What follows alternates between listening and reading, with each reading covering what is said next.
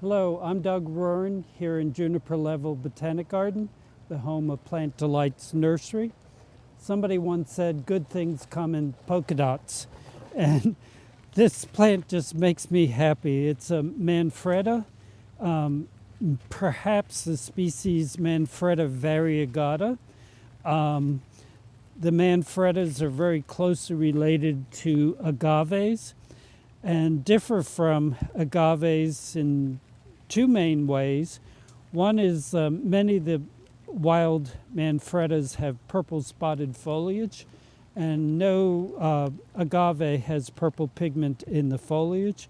And the other difference is many Manfredas are herbaceous. They are not permanent woody foliage above ground.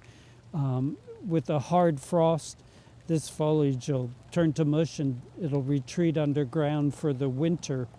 We do have a local native, Manfreda virginiana, which is like a smaller version of this that's completely herbaceous. There's nothing to see over the winter months.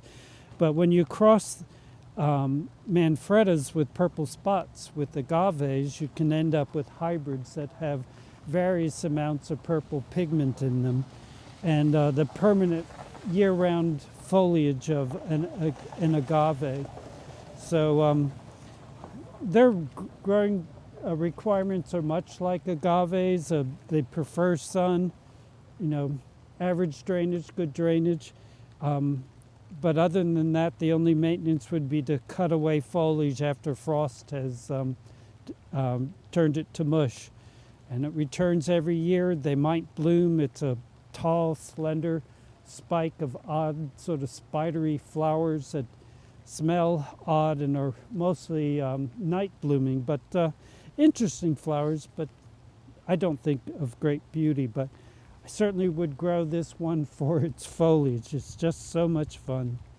So an example of the genus Manfreda for a good plant for most gardens. Thank you for your time today, and I hope to see you again in the garden.